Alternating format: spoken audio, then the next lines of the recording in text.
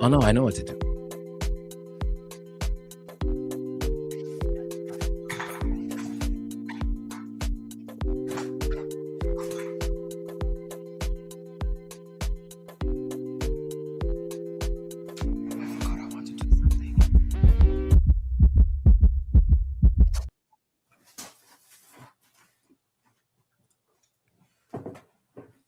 Firm built by women. We will be starting in 3, 2, 1 now. Capital firm built by women of color for women of color, and was founded by Queen Wa Area Simone to transform how women entrepreneurs across the world access capital. Since the launch of Fearless Fund, it has invested over $27 million in over 40 women-led businesses all across Africa and beyond. But that's not all. It's also supported founders across the continent and beyond with funding, mentorship, and leadership development. The good news here is that Fearless Fund is extending its mission to Ghana with the launch of the Fearless Microfinance Fund. All right. Welcome to This Week in Ghana, your bi-weekly live stream where we talk about all things Ghana news, investments, moving, visiting, and real estate in the country of Ghana. Before we get into today's stories around Fearless Fund Africa launch and the 6-month rent update, as well as others, we'd like to do some introductions. So I'll turn it over for our co-host introduction before I introduce myself. Hello, my name is Ivy Prosper, and I am the founder of Prosper Creative Group, as well as a YouTube creator. And I enjoy doing these bi-weekly live streams with my fellow colleague, Joe Hatagwa.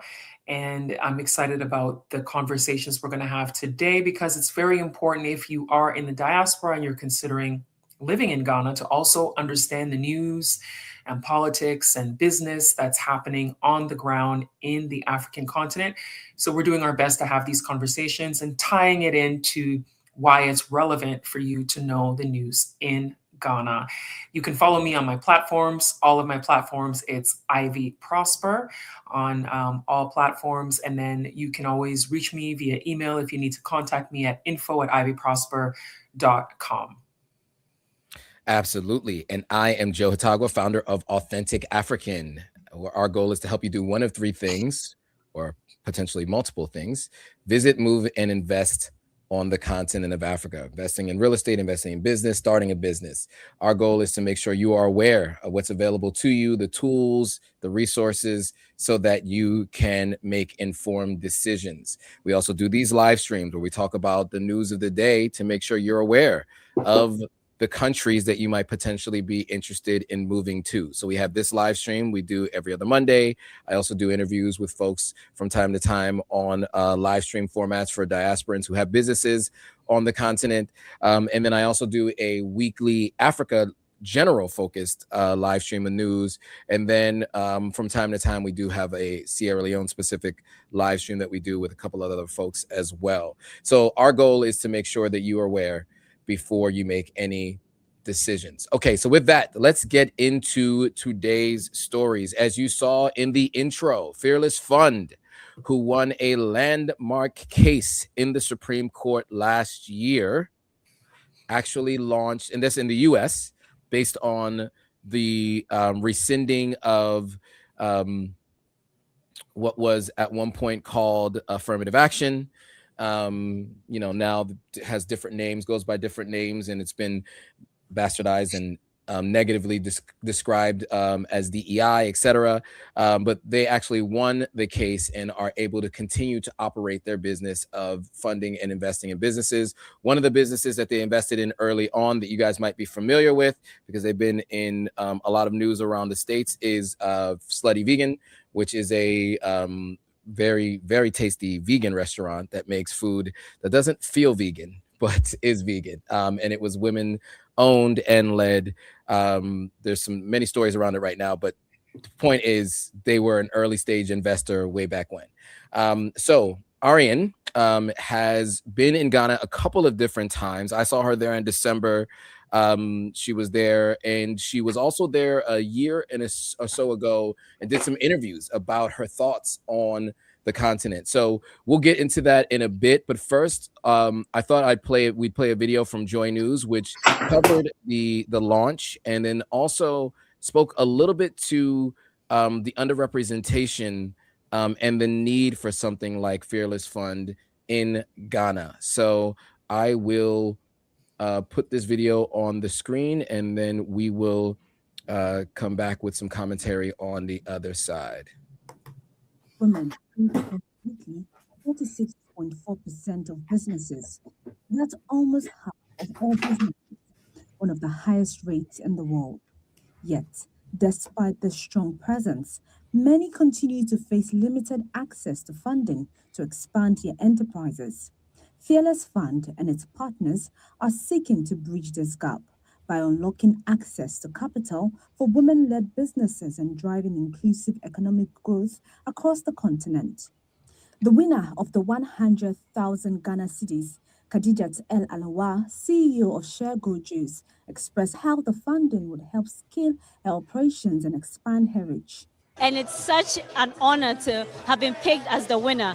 With this win, we are going to be able to more than triple our sales and revenue and be able to touch a lot of people in Ghana.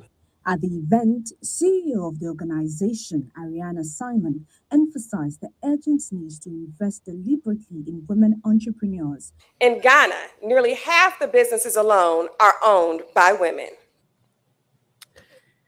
So, and then there is a little bit more of another video, but maybe we can share the rest of the original video, which spoke a little bit more to the full amount of potential funding that was going to be available. So we'll play a little bit of that, and then we'll give a little bit more feedback on that before we play some of the keynote that came from Ariane herself.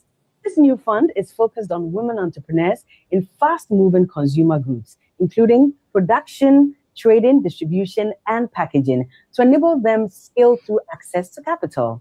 As part of its launch, Fearless Fund is hosting a pitch competition here in Accra, and you as a woman entrepreneur could pitch to win 100,000 Ghana cedis. All right, so obviously that video was done before the event itself, and clearly the event has now happened, and the 100,000 Ghana cedi winner was announced, as you just heard in the prior video. So your thoughts, Ivy, on the launch of Fearless Fund Africa and the focus on women entrepreneurs? I think it's fantastic. It's an opportunity for women on the continent to get access to funds for their businesses, because I think that is one of the biggest challenges that people have when they are in the continent of Africa, is getting access to these types of things. Yep. A lot of pitch competitions, a lot of grants, a lot of different things are usually accessible to women in countries like the US or Canada or places in Europe.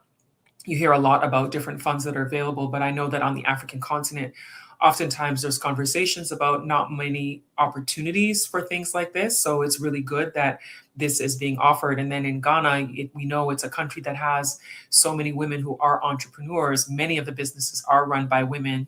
So this is a really a great way to put a spotlight on what women are doing, and then to give someone an opportunity to get something that will help fund the growth and scaling up of her business. So congratulations to the winner, because it's definitely going to be something to help her grow her business and take it to the next level. Absolutely. And I'll just add to that, you know, although there are more opportunities in the West, it's still underfunded. So just imagine how much more underfunded we have it on the continent. Generally, there's not enough funding for the other half of the businesses that are owned and started by men. So imagine how much underfunding happens for women on the continent. And I will say, I know 2 different women in Sierra Leone who've recently taken out business loans, with one with a micro lender and another with a bank. And those bank loan terms are difficult. I happen to know someone who has a microloan business, and you have to have a cosigner that is going to guarantee that they will pay the loan in full by the end of the term, right? And so if the person who takes out the loan does not take the loan or does not pay back the loan, the guarantor has to pay the loan in full. And there's an asset that they have to turn over for the length of that loan. So if that's a vehicle or something to that effect, they actually have to turn over the actual asset itself to the people loaning, and that just ensures that the loan gets paid back to the person loaning. And that's generally what microloans. Bank loans, they don't necessarily take over the asset for that time period, but they have the right to collect that asset. And the rates on those loans are high, 20% or higher. Very, very high loan rates and percentages, and the time frames are short. So the microloans, 1 to 2 months. Loans with banks within a year, less than a year. That is just how it works. And so loans are not really optimal for many people. They end up being in more debt than they were before they took the loan. So ideally having viable businesses that just require a little bit more cash up front, because as you guys may or may not know, having a business on the continent in many countries is not just the business itself in terms of the overhead and the rental costs, but many times you need backup light and power, right? So you need to have a generator, which means you have to pay for fuel, right? And you know, fuel prices have gone way up due to existential processes and problems around the world. You have to sometimes, depending on their business, back up water. You know, I went and interviewed someone who had a water plant, and they had 2 separate repositories of water, and they had solar and 2 giant generators as a backup and a backup to a backup, because they wanted to ensure that their factory was going 24/7 and they could continue to pump out that bottled water. Without that, then obviously they'd have too much downtime. And those are contingencies he had to put in place. So he, as a functioning business, multi-generational business, had to go out and get grants so that he could secure that upfront capital and then slowly work to make that money back. And so taking a loan, it's very difficult to kind of pay those loans back in that short amount of time, because a lot of times these folks are doing business with local people. And if the average income in Ghana is right around $75 a month, the last time I checked, Sierra Leone is right around $55 a month. You know, you obviously understand that the prices that you can charge for goods or service to that end customer is not going to be the same that you can do in the West. And so that means your rate of return is going to be much lower, or at least your margins are going to be thinner. So you have to take that into account. You're going to have to do larger quantities of sales, which means you're going to have some upfront capital. There's a lot there. I don't know if you have anything you want to add. No, you've said it all. I mean, it seems like sometimes some of these things are even set up for people to fail even. And I see that one of the comments there says that the same thing that I was thinking, that, you know, because if you're given a loan and it's a high interest rate, it is setting you up for failure, because how are you going to be able to pay something at such a high rate when you're a small business who's really trying to make it? Yes, 100%. Yeah, one of the things that I thought was interesting too about what they're doing here is it wasn't just one winner. I mean, there were obviously multiple winners, but other people got some version of a grant, something that they could walk out of there with that they could utilize for their business, which I thought was really important. So we're going to hear from Ari in a little bit, because I think it's important to hear from her and her thought process around why she's doing this. I mentioned her before on this live stream previously, and I've posted when she won the landmark case with the Supreme Court. It was a big deal here in the United States, considering the Supreme Court case in the first place, many of us disagreed with anyway. So the fact that this landmark case was won was a big win. So let's go ahead and play a little bit from her so you can hear from her herself, and then we'll have a little bit more commentary before we move on to the next story.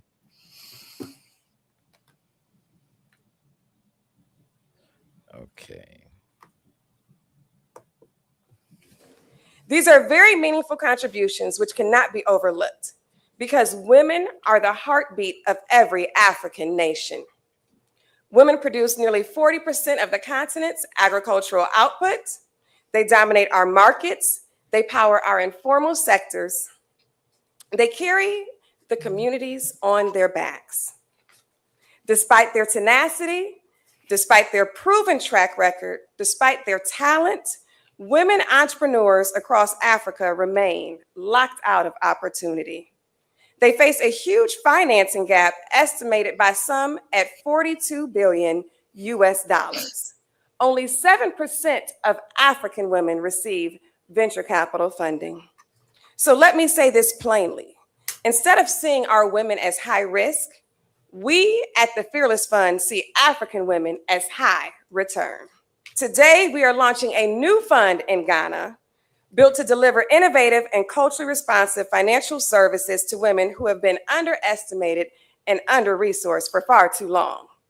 Speaking on behalf of the Deputy Chief of Staff, Nana Oyebampo Adu, the Director of Research and Innovation at the Presidency, highlighted the importance of strong partnerships in closing the financial gap and empowering women entrepreneurs in Ghana. Yeah, so I mean, you heard from her directly there, just kind of speaking more to the reasons for why she launched this fund. Obviously, it's always been female-led, female-focused. And I'll just mention that, again, Khadija Talawa, sorry. That was a tough one. She's CEO and co-founder of Cheer Natives and Cheer Up Beverages, won 100,000 Ghana CDs, which is basically about what, like $10,000 or so, right? That's right. If I'm not mistaken. Yeah. So, which is really helpful for a local entrepreneur. Obviously, this is more of, if I'm not mistaken, kind of a grant. But there will be investments, meaning that when Fearless Fund, obviously they launched the fund, which means that they're launched the idea of raising a fund, right? Raising money, having capital sitting somewhere, and then they divest that capital into different businesses. And ideally, eventually, the plan will be to invest in those businesses and take a percentage of those businesses to help to accelerate those businesses. Any other thoughts on what she had to say, or anything from since the last video? You could share some of the comments and coming up in the comment section.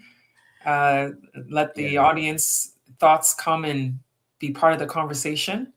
Yeah, so Maureen says, it makes it really difficult for Africans from the diaspora to help. We really do want to help, but can't afford to be scammed. It's a catch-22.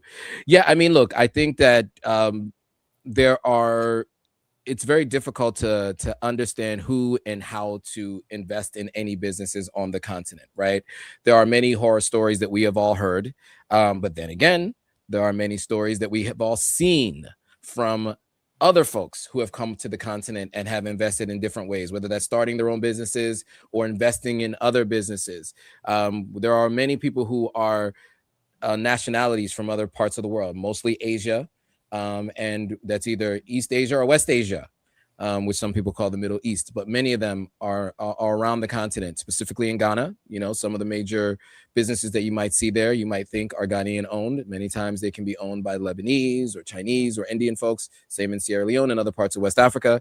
But there are viable Ghanaian businesses. And I think that one of the things that a fund like this can do, depending on if you have that kind of funding and financing, right? If you have that kind of cash, the Fearless Fund will help folks do the vetting on their behalf, right? They, of course, do their own due diligence before they invest a fund's money into a business. They've been doing that in the States. They're now applying similar practices in partnership with other folks locally on the ground to do the same thing in country. I think it's really important, though, to understand that any emerging market is a high risk, high reward market, right? The people who invested in OPay and Della were probably also told that there are too many scams in Africa. And those businesses are what they call unicorns, meaning $100 million businesses, billion-dollar businesses. But they've done so well that they've had major exits, and those who invested in those businesses do not regret it. And so I do think it's important to know that it's about due diligence. It's understanding who you're investing in, what sectors you invest in, what you know. Investing involves risks, right? That's just like, you know, when you hear these commercials like from Robinhood and these other commercials for, you know, stock market investing, right? There's always that disclaimer at the end. Investment involves risk. This is not a guarantee for a return on investment. So it is not for the weary. It is for the wise. That is what I would say. Any thoughts on that particular comment? I think that there's many ways that you can invest in Ghana, besides saying that you're going to just invest in a specific person. I just recently did a video that is on my channel that is titled "How to Buy a Business in Ghana," and that one is another way that you can invest your money and start a business in Ghana without you actually having to start it from scratch. They actually list businesses that are selling, people who want to exit. You know, you always hear about people who have a company, they've been working there for so many years, maybe they want to retire and they want to exit, they want to sell it. So this company does that. People can buy the business, and then now you have a business you didn't have to start from scratch. It might already be operating well, and it's just somebody who wants to exit the market. So that's another way you can look at investing in Ghana without having to start from scratch. And this company also, they vet every business that they're selling. They do so many checks and balances to make sure that it is a legal operation, to make sure that it is, you know, doing what they're supposed to do, and that it has the possibility of you making a good business out of it. So if you go to my channel and find the video that's called "How to Buy a Business in Ghana," that's another alternative that you can look at. Yeah, it was a great video, by the way. I watched that interview this weekend, and I found it to be really useful because I had never even thought about that concept and anybody doing it.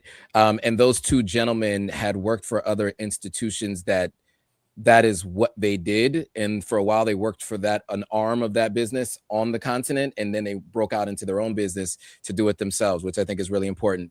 And then they also partner with international institutions to ensure that there's a level of framework and a process to that everyone can be comfortable with. So to your point, that is one way for sure. And I really like that idea because there are many people who are not passing on their businesses to their children. You know, no matter where you are in the world, people who have these businesses, as they age out, their children do not want to run that business. Yeah. You find that a lot. And so there are people right now on the continent who've made a significant amount of money in those businesses, but they're ready to move on. They're ready to take a cash payout and just relax, retire and retire. And so if there's no one to give the business over to, that leaves a gap in the market for those who need that. It's the same way that people in the United States right now are buying like plumbing businesses and HVAC businesses. Similar style businesses are available for purchase on the continent. So these are things that you should definitely be considering and thinking about. So Minnie Brown says, yay, Fearless Fun. Black Butterfly says, can someone create an African-American app to round up change for Africa and investments? I guess it's like you're asking for like one place for all of it. Yeah, I think that there are different places that you can go. But there will be soon repositories where you can find lists of businesses. There are people working on it as we speak. These are all things in development, and you know, it's going to take some time for those things to be built. But once I have more insight and information on that, I'll definitely share it. But I've been speaking to people who are working with governments who have all the registered businesses. Now you're going to be missing out on market women and the unbanked, but people who have registered their businesses with governments, those will be able to be found eventually. So one thing that I thought was interesting is Mr. Alkebulan says that don't need Fearless Fund. We have the African Development Bank Group. Yeah, I would say my initial thought to this is there is not one solution to everything, right? There is a need for sure. I mean, it's clearly shown in this interview, right? 7% of businesses that get investment on the continent go to women, when in many countries, 40% or many even more of the businesses are owned by women. So that clearly shows that there's a gap. So the one potential solution here with the Africa Development Bank Group is not necessarily filling that gap completely. So, but it's good to know that there are other options available. I don't know if you have any thoughts on this particular comment. No, I don't have. You said it already. Okay, cool. We have a comment that I see about One Africa. I have an answer to that question. This So one One here. Africa, that resort, the woman who owns it, Amicus, she had left Ghana for Rwanda and put it up for sale. But I see she's back in Ghana now, and she's trying to raise money to save it. So I don't know if she still wants to sell it now, or if she's trying to now come back and work on rebuilding it. Because I saw her on social media in a video where she was asking for funds. I think she put I don't know if she put a cash app or something to try to raise money to save it because it's falling apart. But that is a great question. Yeah, that's a really great question. I think if I remember correctly, it was done originally done in partnership or something like that. And then something happened with that arrangement. And then they built another version of it elsewhere. I think if this is the same company, really? And maybe it's not the same one, but this was a resort style hotel In style Elmina. thing? It's in Elmina. It's beside Mabel's Table in Elmina, and it's a eco resort lodge type of place. Yeah. And she and her husband built it a long time ago. I can't remember exactly when, but more than 20 years ago, I believe. And she decided to move to Rwanda and then had somebody else running it. And it subsequently has fallen apart. And I know that there was an attempt to sell it. And now I'm hearing from the video I saw that she's trying to raise money to save it. Yes. And I think I was thinking of something else. So something similar happened, and this actually was even in a different country. It was a different West African country. But yeah, it looks like yes. So it looks like that's the latest update, is that someone's working on it. They're working on saving it. Sorry. Okay. So all right. So moving on to the next story. So from Fearless Fund to 6-month rent laws in Ghana. So we've spoken about this previously on this live stream, about the nature of the rent charges in Ghana and how difficult it was, right? I mentioned that I paid my rent a year in advance at first. I was able to negotiate down to do 6 months and then negotiate down to 3 months, because it's always easier to negotiate with a current tenant than with a new tenant. Right. And to find a so new you tenant. were able to negotiate down because you were already a current tenant, not a new one. Exactly. So because I was a current tenant, they agreed to reduce the payments down to every 3 months eventually, but it still was untenable because they were like, we can't do anything less than that. Like, we're not going to do month to month. And it was fair because I was told by a real estate agent while I was looking for apartments that the max was 6 months.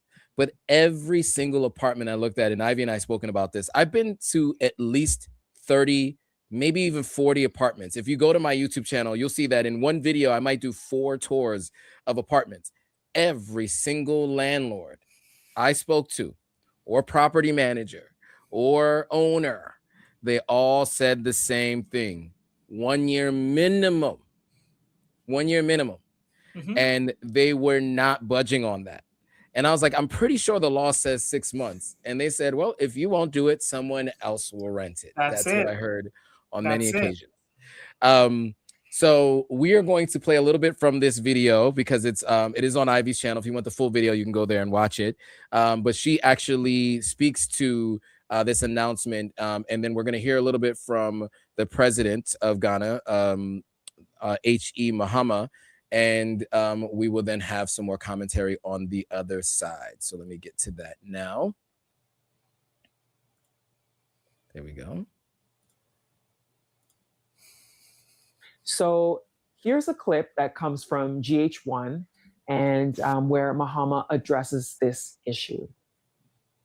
And so let me take housing and sanitation. Housing is a major problem. And for households, it is consuming the income of households. We need to have a national housing dialogue and decide how, between the private sector, government, and labor, we can come together and come out with a social housing policy to make sure that we provide affordable housing for workers to purchase on mortgage or to be able to rent at a favorable cost. The reason why private house owners are taking advantage is because of the deficit in housing.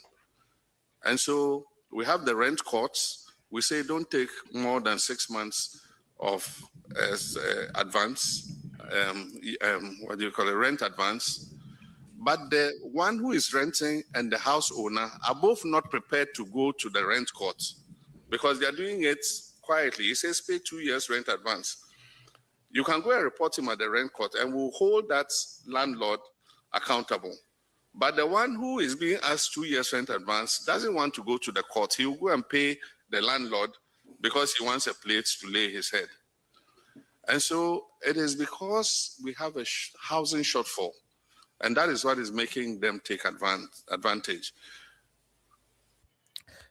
And I will just add an affordable housing shortfall, I will say, because there is plenty of housing. Yeah, there's plenty. Yeah. There's plenty of housing, but affordable housing shortfall, I think, is an important distinction there.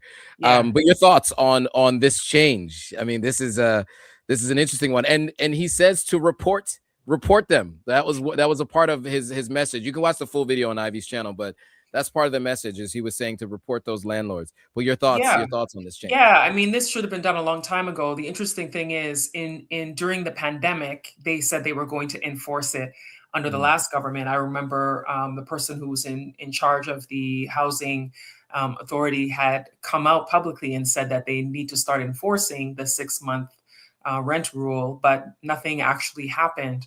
And the onus is on the people who are renting to do the reporting. But as he said, people don't go and do the reporting, largely because they know that if they go and report, that landlord is probably going to find someone else to take the place, and then they lose the place that they wanted. So it's like this fear of losing out on somewhere that they can rent. But if everybody started reporting, the change would happen.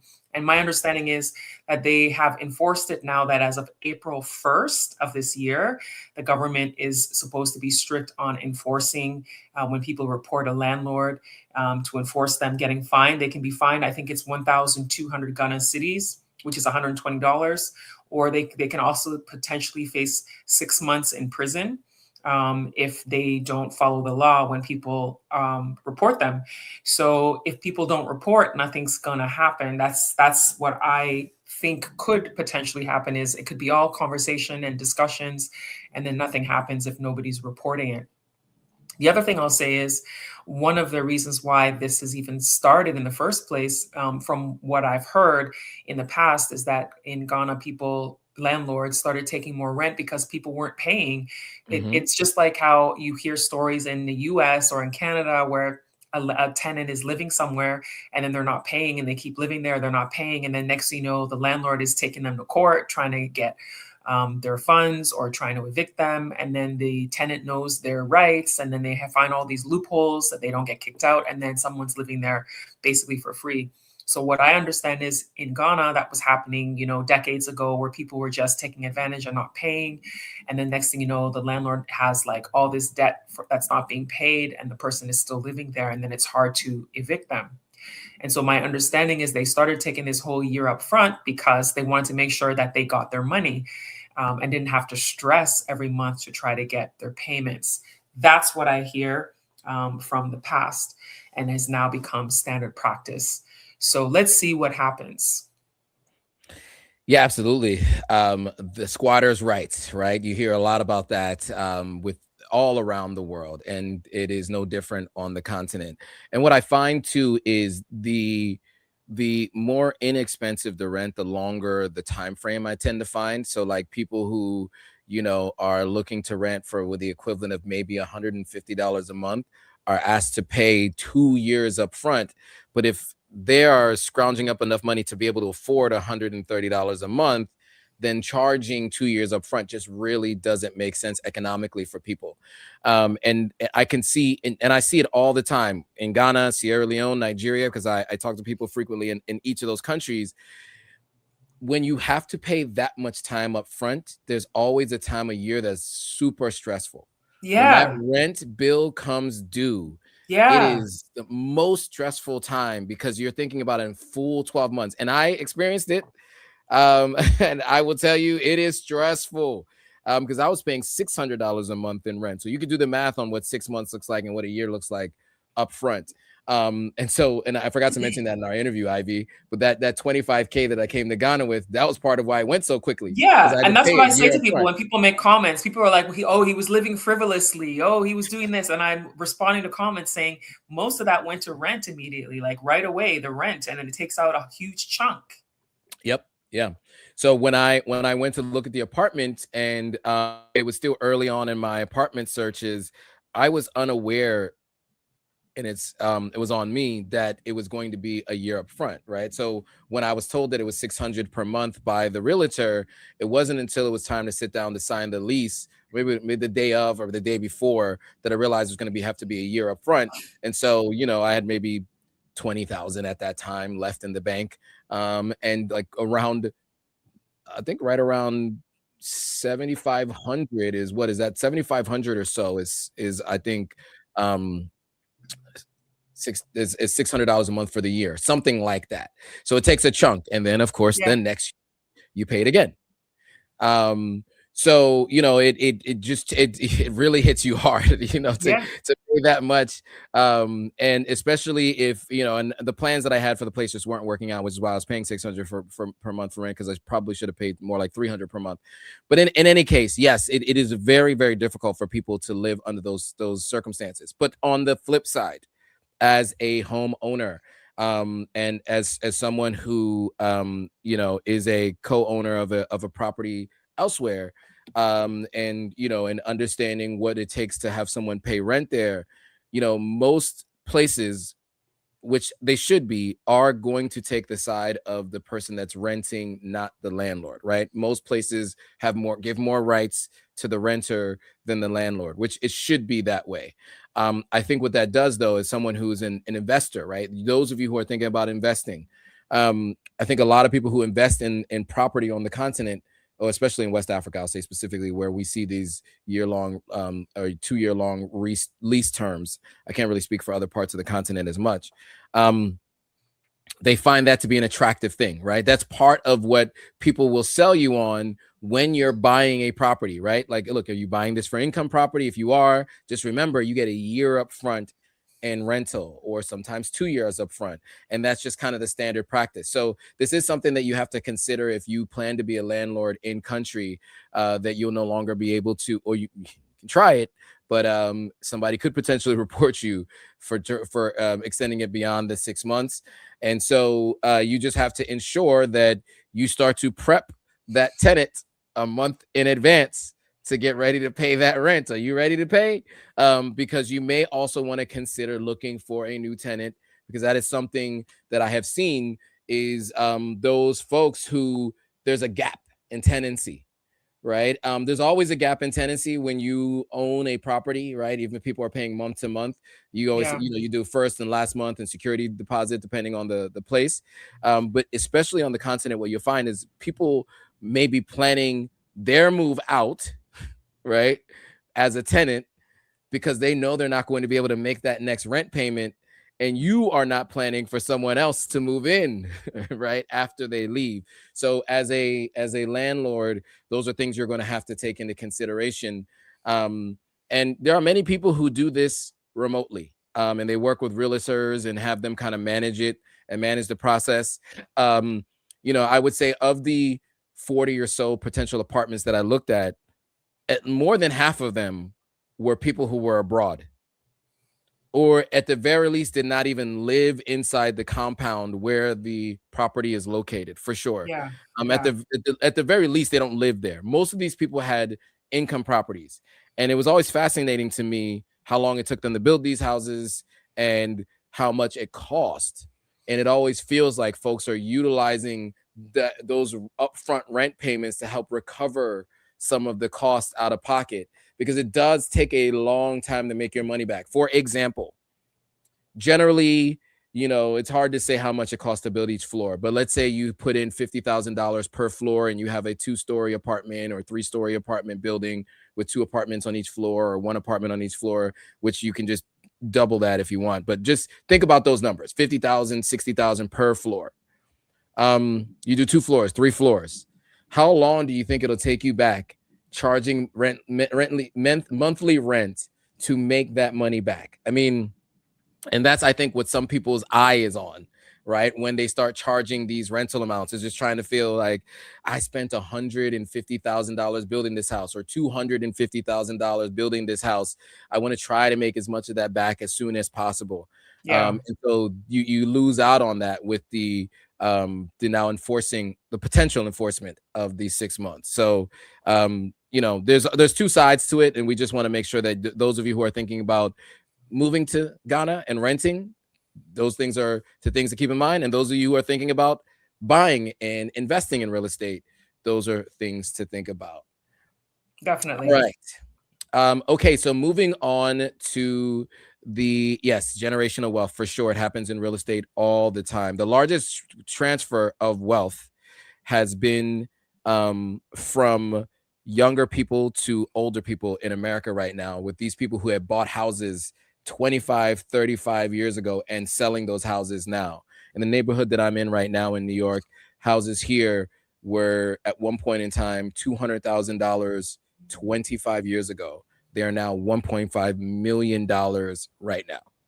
So it's very difficult to get in now and have that kind of increase in value in property. But you know where you can go to have that kind of percentage increase in the value of your property is on the continent of Africa. It's going to be smaller numbers in many cases, but that is what's happening on the continent right now. And of course, if you expect to hold on to something, because these are investments, this mentioned here is generational wealth, 15, 20, 25 years, 30 years, just imagine what that is going to be worth at that point in time. I'm already looking at a property that I had family members who had told me that they had acquired some property and they paid about $2,000 an acre for like 15 acres. And now that land is worth like $10,000 per acre. So they've gone from 2,000 to 10,000 per acre in the value. And that's in 10 years or 11 years. Yeah.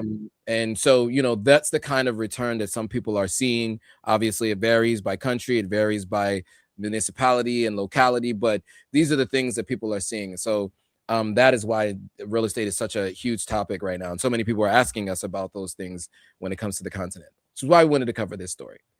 All right. Moving on to the next story. So Ghana is accelerating its push for resource nationalism by reclaiming control of, is it the Damang gold mine in the western region, which was operated by South Africa's gold fields for 30 years. The government seized the mine in April last year after rejecting a lease renewal, citing failure to declare verifiable reserves. So now 3 local bidders are being considered, with MAHAMA's engineers, planners firm is the front runner. So Ibrahim MAHAMA, his engineers and planners firm is the front runner, having worked at the mine for 25 years and secured over 200 million in finances. New mining rules, higher royalties, local content requirements aim to boost Ghanaian revenue through though foreign governments warn of higher cost, the decision could set a precedent for African nations reclaiming natural resources. I will say this is in a trend of countries reclaiming their resources, as you've seen it in the AES with Mali, Burkina Faso, and Niger, more forcibly doing so during a contract, not even after a contract is over, to very much excitement within the country. But this is, I think, one of the first that you've seen with a democratically elected president doing the same. So we will see how it goes, but let's play this video and we'll have some commentary on the other side.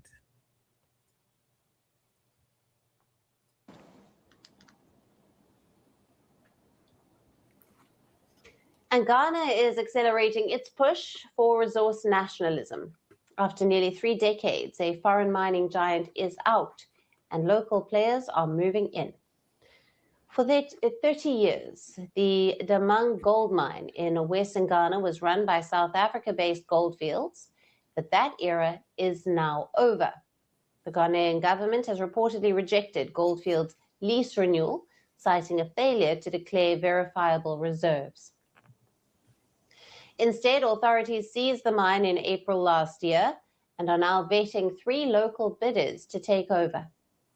Officials say this move is part of a broader push to increase local control over natural resources. The front runner to take over the mine is a firm called Engineers and Planners.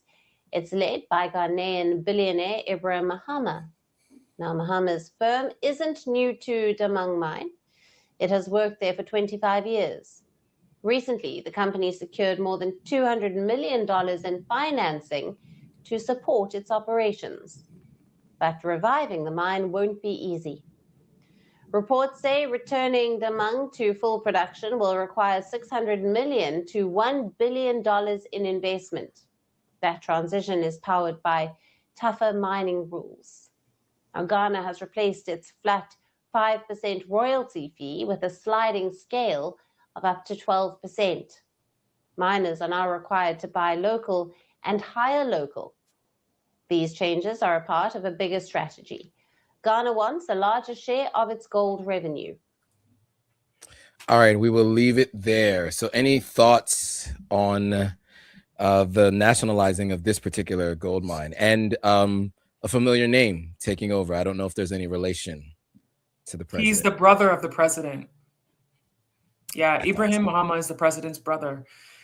So I think that I think it's a great idea for the government trying to make sure that many of the gold mines end up having more local control. However, this particular story is about a South African mining company. They said 30 years, right? Yep.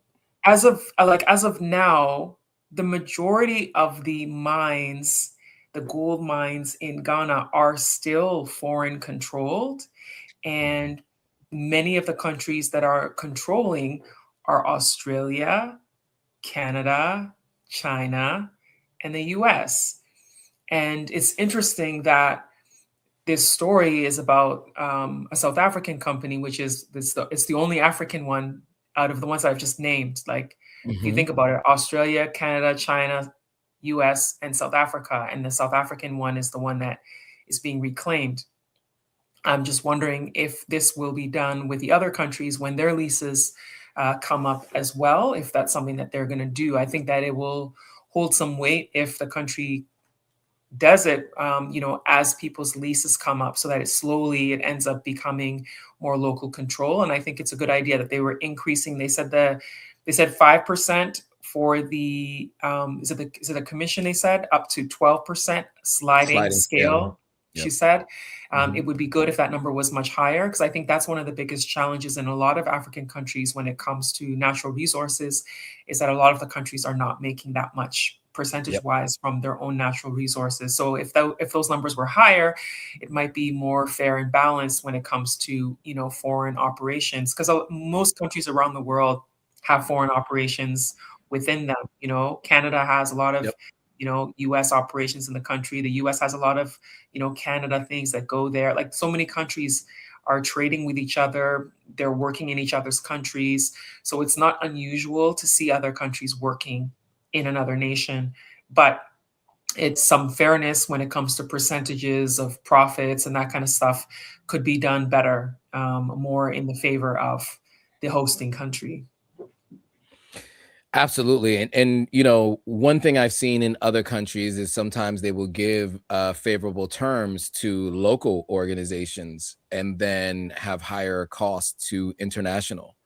And that, if you're not going to turn them over to bidding to locally, at the very least, that would be another solution, right?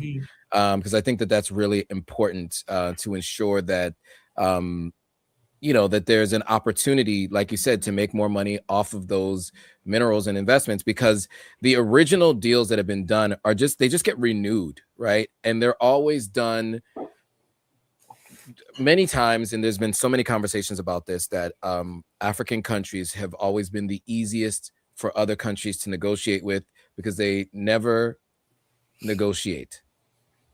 Like, we all negotiate with each other at the market to buy a car, like all the way up the scale, except when it comes to international financing. It feels like there's no negotiation that happens there. It's just like, oh, you want to give us money? Yes, we'll take it. And so I do think that there needs to be more of that, right? And, you know, obviously the continent of Africa in this particular area with natural resources is actually where all of the leverage lies. And you see that the AES has realized that, and that's why they're taking the position that they're taking. Mali has been under US sanctions for I don't even know how many years, but is always on the fastest growing economies list because they've nationalized their gold mines and they've learned how to reinvest that funding back into their country. I think it's really important for people to learn from them and to apply it. And to your point, I hope that the same applies for other non-African mines. So there was a question here. Can you explain the $1 billion investment? So the reason, part of the reason that you heard in that story for taking back over the mine was not sufficient proof of, I guess, the viability. I can't remember what the words that they used were, but they have to get it back up and running. And that requires workers, equipment, all kinds of different things that are going to have to be brought in and utilized to do this. Now, because Ghana is a gold-rich country, if you guys aren't aware, prior to Kwame Nkrumah renaming the country, it was called the Gold Coast because of how much gold is underground. And so the expectation, if you're going to spend $1 billion, is that you'll make much more than that over the long term. And so, but that's what it's going to require. That's what they're saying. It's going to require that kind of investment to be able to determine the amount of gold reserves that are there and to be able to mine it out. It is a very costly endeavor, but it also can be a very profitable one if done properly, right? I mean, we've reported on the illegal gold mining that was happening in country. Many times they were blaming local Ghanaians, but you were finding that there were other foreign nationals that were a part of these illegal mining situations in country. And so, you know, these are folks obviously doing it at a large scale here in this particular instance. And so we'll be interested to see how this goes. And then, of course, if this applies to other foreign nationals who have interest in Ghana's resources. Okay. On to the next story. And this is kind of a continuation of a story that we recently reported on. And that was specifically around the fact that, if you guys remember, there were some folks that were trading tomatoes, tomato traders from Ghana that had gone to Burkina Faso to buy these. And they happened to be victims of a terrorist attack that happened there. And so that was the first time I became aware of how dependent Ghana is on the imports from Burkina Faso in terms of tomatoes. And I know we'll talk about more about the history on the other side of this video. But what has been announced recently is Burkina Faso is planning to ban all tomato exports. I don't know how long that will be, but that is an announcement that was recently made. So we will play this video and we will have some commentary on the other side. Tomato exports ban by the Burkinabe government is already telling on the racecourse market in Kumasi. I have lost all my capital. We don't know what to do now.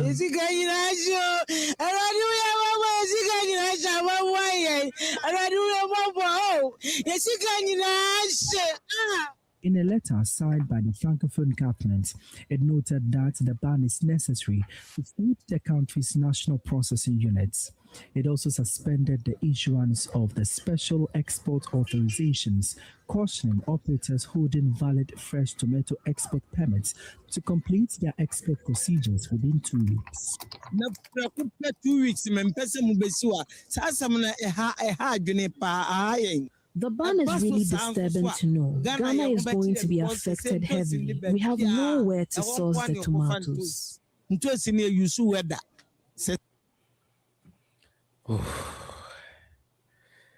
All right. So, Ivy, okay. I just want to make sure you were there.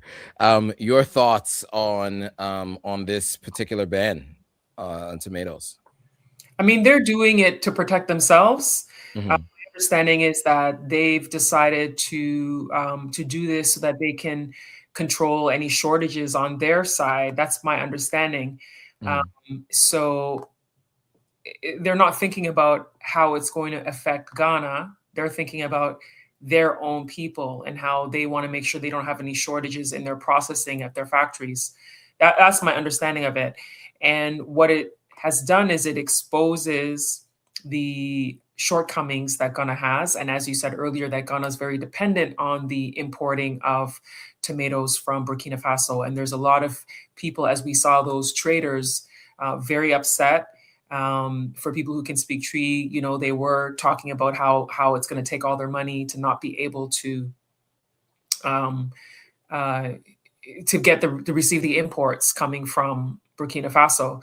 Now, for the history, it's like during the 1960s, Ghana was processing factories. They had under Kwame Nkrumah, the first president, were promoting the industrialization of tomatoes, with tomato factories that were thriving in Ghana. And my understanding is those factories were all closed down.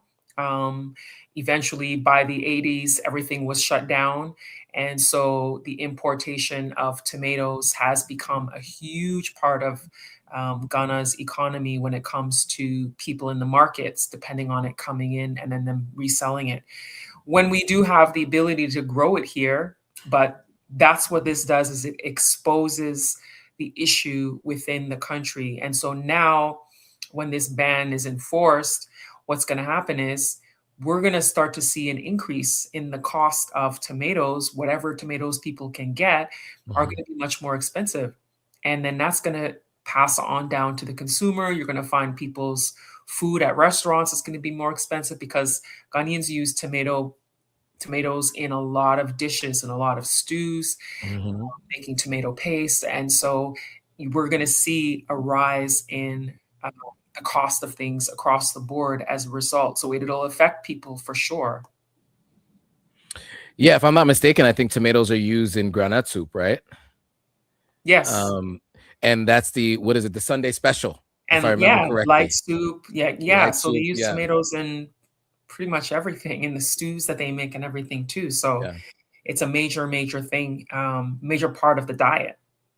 Yeah. And to your point, this exposes that challenge of importing, right?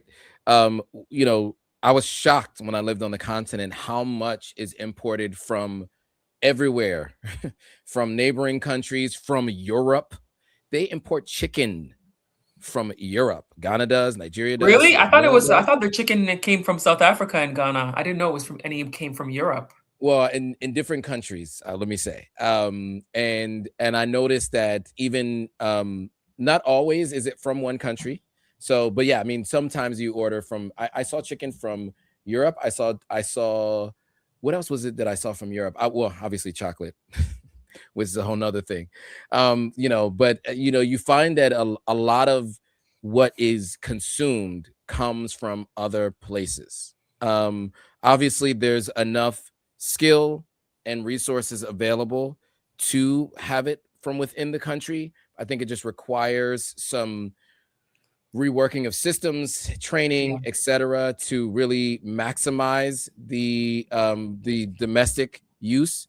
As you can see, Burkina Faso is working on that on a number of different ways. With, you know, they bought a bunch of tractors. In fact, they bought hundreds of tractors from Ghana. If people might remember, there was that viral video of all those tractors leaving Ghana to go to Burkina Faso for all the farming that Ibrahim Traore was, you know, putting money into farmers' pockets and helping farmers really begin to produce their own, you know, crops, so that they depended less on external resources. And so I hope that this is seen as a way to begin to start that process again, to begin to do that again, so that there are more jobs in country and the ability to you know, build new skills and help people take care of their families. Because I think in the end, although this is going to be very difficult for those market women in the short term, and I can't even imagine what that means for them to be able to feed their families today,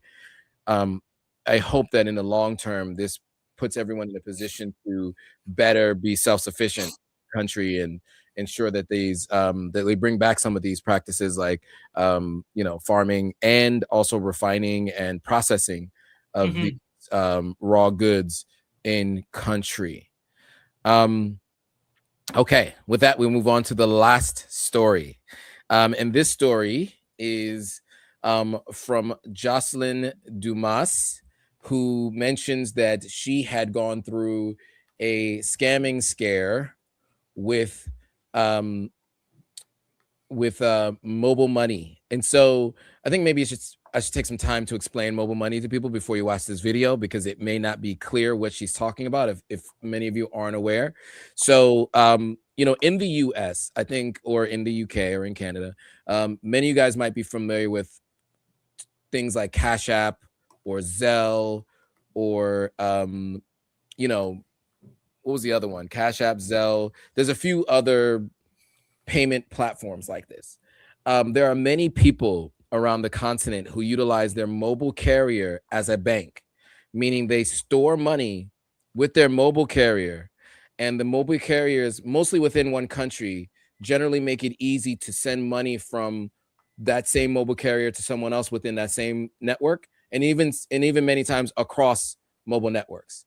So, for example, what you can do is you can go to one of those stands, you give them cash, you get a text message that says this amount is in your mobile money account, your mobile money wallet. And it's basically money that is stored through your mobile carrier, your mobile phone carrier. So imagine if Verizon, if you're in the US, Verizon or AT&T had an option for you to store cash within there, and you could send money through AT&T to another AT&T customer. Many of these market women, that is how they send money back and forth, especially if people aren't walking around with cash. I know from me, I forget to walk around with cash a lot, and I use MOMO to pay Uber drivers, to pay different people for different things. So I do think it's important to understand kind of the function of mobile money and how often people use it for different things. Like in this case, she was using it to pay for DSTV. And so just know that people use it for all kinds of things, to pay your bills. People pay their electricity bills with mobile money. In fact, I pay my electricity bills with mobile money. In fact, that's how I remit money to the country, is I usually send money to myself on my own mobile money wallet, whether that's in Ghana or in Sierra Leone, because I have mobile money in both countries. And then I use that to remit money to family members locally in country through the mobile money wallets. So just wanted to give that little background on mobile money, so that when you hear this story, maybe it'll make a little bit more sense to you for those of you who are unfamiliar with how mobile money works. I don't know if I'm missing anything. I'm sure I missed something. Is there anything that you want to add on mobile money so people understand it before we watch this video? I mean, it could have just been said that it's simply a digital app that people have on their phone, and you actually attach. It's a digital app you have on your phone that's like a wallet attached to your phone. The way that somebody would think of Apple Wallet or their Google Pay wallet, or their Venmo, and you mentioned Zelle, you mentioned Cash App. It's a way to have money coming to your phone like it's a wallet, a digital wallet attached to your phone, and it's attached to your phone number.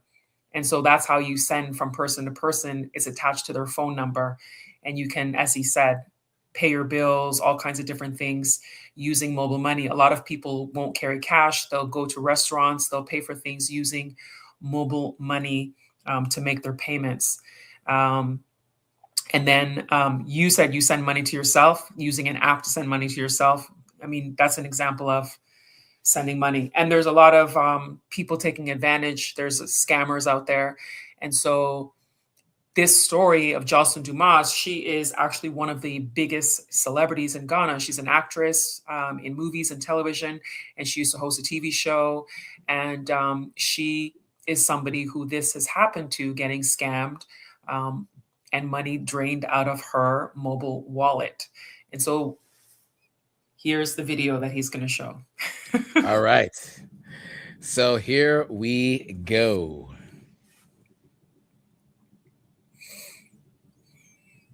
Hey guys, Asemaba, Let me tell you guys how I was scammed, and my MTN Momo wallet was literally emptied.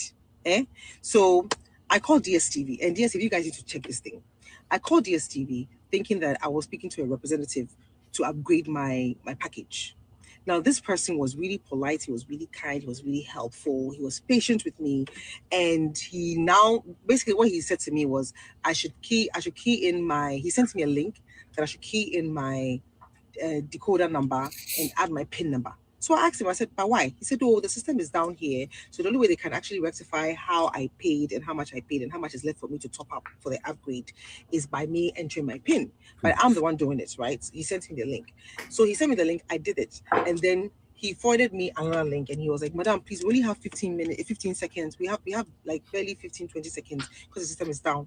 But I'm going to send you another link and there's a number. Please mention the number back to me. But when you're mentioning the number back to me, key in the decoder number just like the way you keyed it in with the first link I sent you. And I was like, again, because he says we have only 15 minutes, I didn't even have enough time to process. So I keyed in the entire thing, including my PIN number, and I sent it back to him. And then I gave him the number that he had generated as well through the second link he sent me. So by that time, he was now talking to me, making small talks and stuff like that. He was even telling me to put the channel on different channels and stuff.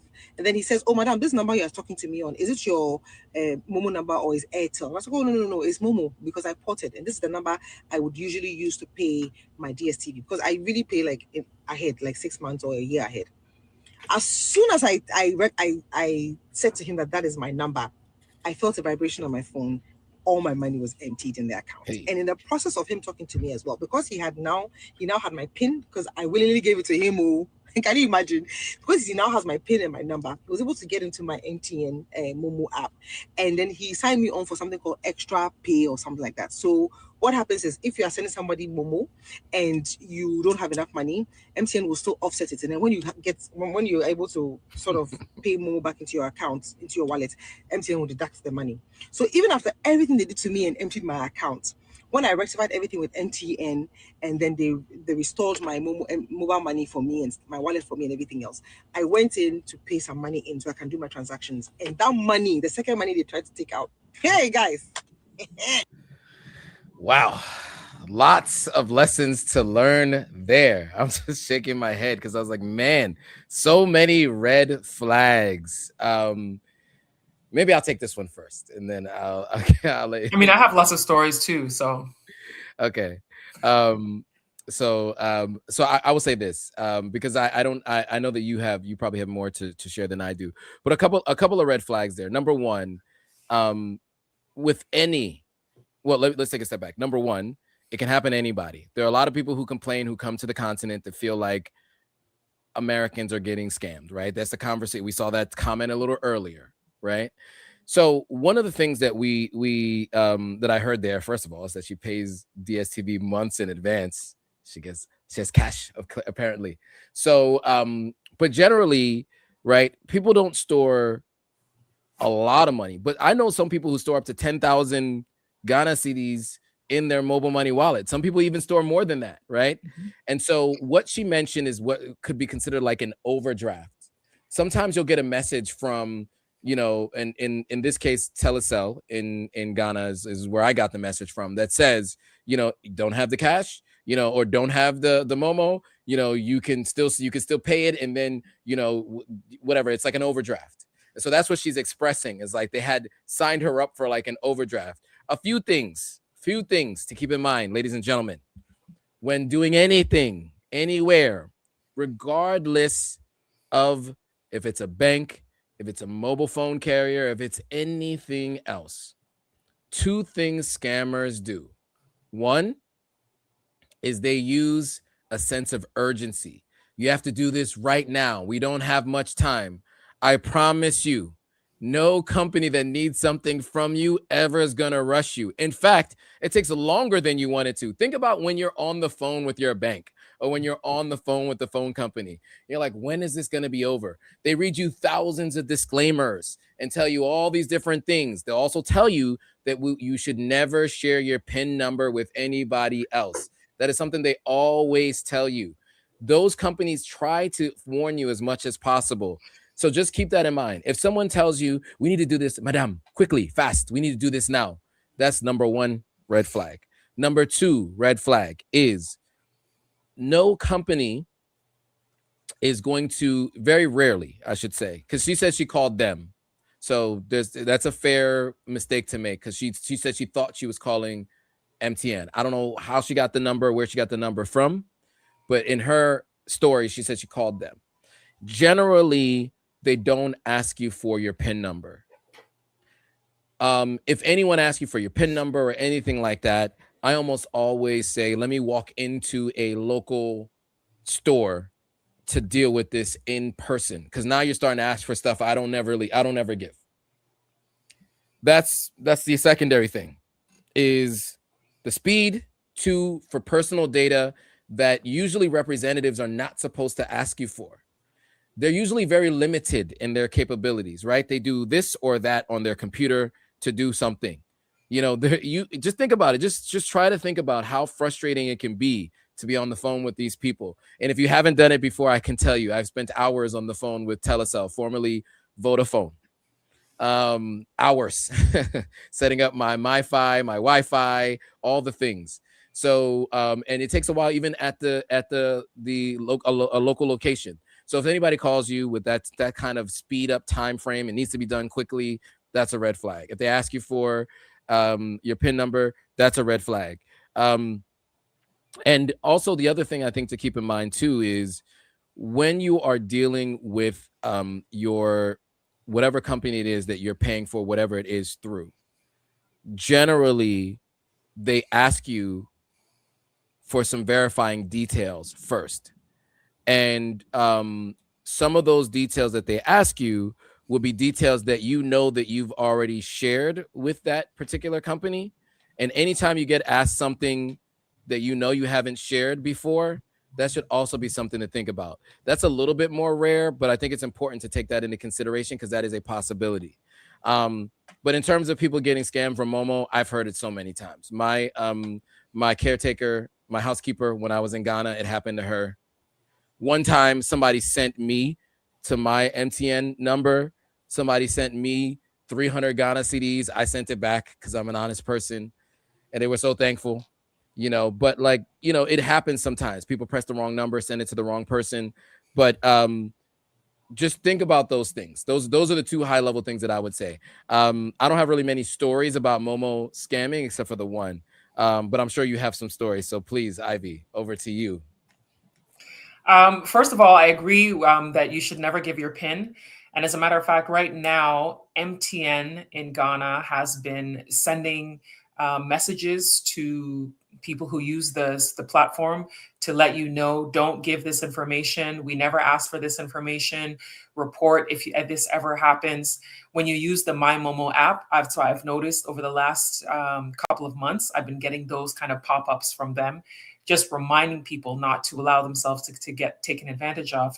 And I want to quickly say that the reason why we thought this story was important is because, just like you were saying, we want to make sure that the diaspora understands that you're not the only ones who are experiencing getting scammed, because there's this misconception that only the diaspora are getting scammed. They're like, I'm coming to Ghana and I'm getting scammed. Like they're the only ones who've had these bad experiences. But unfortunately, a lot of local people have these bad experiences as well. Things to watch out for in case you are in Ghana already, or if you're moving to Ghana and you get these things happening and you're not familiar. One of the things that people are doing is they call you, as he said, and they pretend that they've sent money to you by mistake. They tell you to send the money back. What I've noticed is they will send you a fake text message that doesn't come from MTN. They'll send a fake text message that says you've been sent money, you need to reverse it. And when you look at it, oftentimes it's badly written, it's got poor grammar, lacks capitalization of names, those kinds of details. When you look at it, you can tell it's not. And when it's coming from MTN actually shows MTN on your phone, whereas this one will be coming from someone's personal number. Yep. with no other information. Watch out for those. We have people who are now calling you and making claims like there's a delivery coming to you, a combination of WhatsApp scams and the MTN MOMO scam, claiming that they're DHL, they want to do a delivery, they need your PIN code in order to complete the delivery. And when they're asking for your PIN code, that should be an immediate red flag, because they just want that to be able to get into your MOMO wallet to try to take all of the money. I had somebody call me and claim they were calling from the head office, said that there is a problem with my MOMO wallet and that it's going to be locked because there's some issues they found with it. They wanted me to dial *1 something something, and some code they wanted me to dial. They said, if you dial this code, it'll help us repair your mobile money wallet. And then I said, okay, if there's a problem with my mobile money wallet, I will go to the head office and go and speak to somebody and see what the issue is. And she was like, no, you have to do it right now. If you don't do it right now, we're not going to be able to fix it. And I said, well, if there's a serious problem, I will go to the head office, So those kinds of things, if you're not sure, always just say you're going to go to the office and go and speak to someone in person to find out what the issue is. But it is a huge, huge problem that can happen to anyone, as we've said. And so just be careful with it, because it is a way that people try to use to drain out whatever money you have. And once they drain it out, it is really hard to get it back. It is really hard to recover that money. What they do too is what I've heard from somebody is that there are some MOMO vendors who are selling the lists of people's names and their phone numbers and then randomly doing cold calls. So just be careful. Just be extra vigilant. That's it. Yes. Be skeptical, right? That's the main rule of thumb when it comes to these things. And it happens literally to people of all ages across all different forms, right? So, but it was interesting to see that from her, considering obviously she lives in country, she's used to spending MOMO all the time, and a high-profile person as well, yeah. And you saw how easy it was for her to get got. So, just make sure you take those things into consideration, because no matter where you are in the world, there are scammers. Yes. All right, so that concludes the stories for today. Any final words before we go, Ivy? No, just make sure that you're always paying attention to the news that's happening in the country that you are considering living in, or that you are living in, because if you are looking to make investments in the country, do business in the country, work and live in the country, understanding the lay of the land and understanding business, understanding what decisions the government is making is very important with your decisions that you also make. So paying attention to some of the stories, like what we cover, is very key to your success as well. Absolutely. And then I'll also say too, make sure you like, comment, subscribe, and make sure to both channels, right? So Ivy Prosper, her name is there on screen. You can search for Ivy Prosper across all platforms. For me, my platform is called Authentic African. So just search for Authentic African across all platforms. Make sure you follow and subscribe to both channels. If you're watching from either side, go over to the other and follow. And then also share this with anybody you know who's thinking about moving, visiting, investing in Ghana. This will be really helpful for them to get a little bit of an understanding of what's happening on the ground in real time. And with that, guys, thanks for watching. We'll see you guys all in 2 weeks. Bye, guys. Bye.